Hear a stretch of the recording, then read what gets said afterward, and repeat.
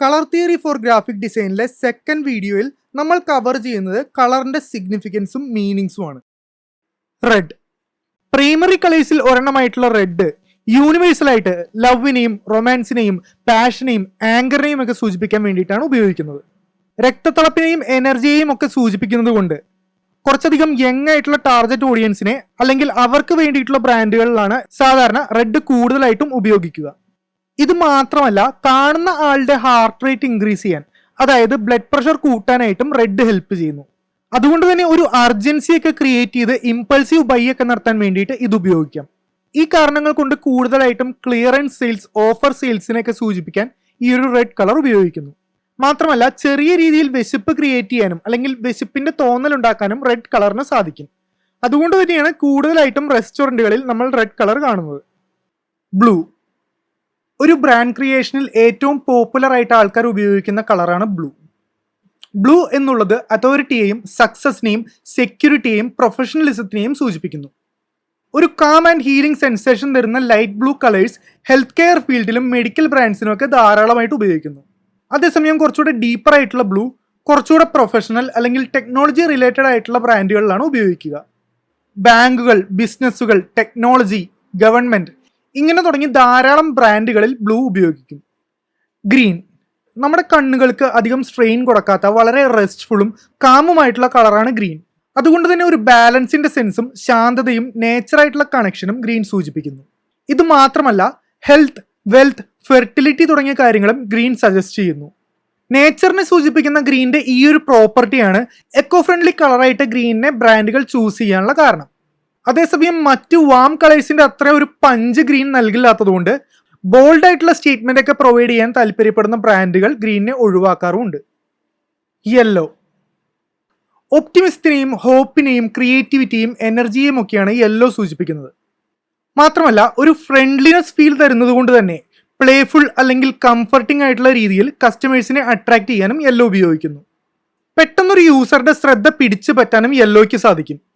അതുകൊണ്ട് തന്നെ കുട്ടികളുടെ പ്രൊഡക്റ്റുകളിലും ഫുഡ് ബ്രാൻഡുകളിലും നമുക്ക് യെല്ലോയുടെ സാന്നിധ്യം കാണാനായിട്ട് സാധിക്കും.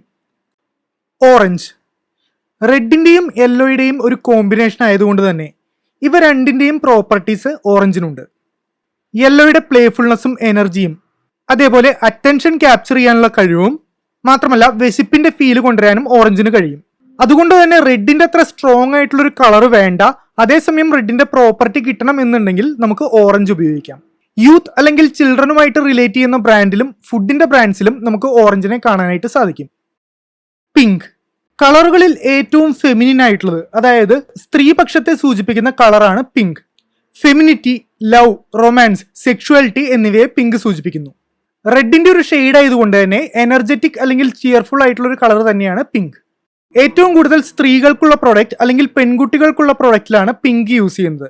അതുകൊണ്ട് തന്നെ പിങ്ക് കളർ കാണുമ്പോഴേ ആ ഒരു പ്രൊഡക്റ്റ് സ്ത്രീകൾക്ക് വേണ്ടിയുള്ളതാണെന്ന് നമുക്ക് അസ്യൂം ചെയ്യാനായിട്ട് സാധിക്കും. പർപ്പിൾ റോയൽറ്റിയെയും ലക്ഷറിയെയും ഒക്കെ സൂചിപ്പിക്കുന്ന കളറാണ് പർപ്പിൾ. അതേപോലെ തന്നെ ഒരു മിസ്റ്റീരിയസ് ഫീൽ കൊണ്ടുവരാനും പർപ്പിളിന് സാധിക്കും. ഹിസ്റ്ററിയിൽ ഉടനീളം പർപ്പിൾ റോയൽറ്റിയെയും എലിഗൻസിനെയും സമ്പത്തിനെയും സൂചിപ്പിക്കാൻ ഉപയോഗിച്ചിരുന്നു. റെഡിന്റെയും ബ്ലൂവിന്റെയും ഒരു കോമ്പിനേഷൻ ആയതുകൊണ്ട് തന്നെ വാമായിട്ടുള്ളതും കൂളായിട്ടുള്ളതുമായിട്ടുള്ള കളറിന്റെ പ്രോപ്പർട്ടീസ് പർപ്പിളിനുണ്ട്. ഏറ്റവും കൂടുതലായി ലക്ഷറി പ്രൊഡക്റ്റുകളിലും ബ്യൂട്ടി റിലേറ്റഡ് ആയിട്ടുള്ള പ്രൊഡക്റ്റുകളിലും കോസ്മെറ്റിക് അല്ലെങ്കിൽ ഹൈ എൻഡ് പ്രോഡക്റ്റ് നൽകുന്ന ബ്രാൻഡിലുമാണ് പർപ്പിൾ ഉപയോഗിക്കുന്നത്. ഇതുകൂടാതെ എഡ്യൂക്കേഷൻ റിലേറ്റഡ് ആയിട്ടുള്ള ബ്രാൻഡ്സിലും പർപ്പിൾ ഉപയോഗിക്കും. നമ്മുടെ ബ്രാൻഡ് ഒരു ഡൗൺ ടയർ തപ്പിയിലാണ് പ്രൊവൈഡ് ചെയ്യേണ്ടത് എന്നുണ്ടെങ്കിൽ പർപ്പിൾ ഒഴിവാക്കുന്നതായിരിക്കും ബെറ്റർ. ഗ്രേ ബാക്കിയുള്ള കളേഴ്സിനെ അപേക്ഷിച്ച് വളരെ ന്യൂട്രൽ ആയിട്ടുള്ള ഒരു ഷെയ്ഡാണ് ഗ്രേ. കാലപരിധി ഇല്ലാത്തതും പ്രാക്ടിക്കൽ ആയിട്ടുള്ളതും ബയാസ്ഡ് ഫീലിംഗും ഉണ്ടാകാതിരിക്കാൻ വേണ്ടിയിട്ട് പല ബ്രാൻഡുകളും ഗ്രേ യൂസ് ചെയ്യുന്നു. ബോൾഡ് ആയിട്ടുള്ള കളേഴ്സിന് വളരെ ന്യൂട്രലും കാമും ആയിട്ടുള്ള ഒരു ബാക്ക്ഗ്രൗണ്ട് കൊടുക്കാൻ വേണ്ടി സെക്കൻഡറി കളറായിട്ട് ഗ്രേ പലയിടത്തും യൂസ് ചെയ്യുന്നു. ഒരു ക്ലാസിക് ലുക്ക് കിട്ടാൻ വേണ്ടി ആപ്പിൾ അടക്കം ധാരാളം കമ്പനീസും ഗ്രേ കളർ ലോഗോയ്ക്ക് വേണ്ടിയിട്ട് യൂസ് ചെയ്യുന്നുണ്ട്. ബ്ലാക്ക് കളറിന്റെ ആബ്സെൻസ് ആയിട്ടാണ് കൺസിഡർ ചെയ്യുന്നതെങ്കിലും ബ്ലാക്ക് എന്ന് പറയുന്നത് സിംപ്ലിസിറ്റിയെയും സ്ട്രെങ്ത്തിനെയും ഇന്റലിജൻസിനെയും ഗ്ലാമറിനെയും ലക്ഷറിയെയും വരെ സൂചിപ്പിക്കാനായിട്ട് ഉപയോഗിക്കുന്നു.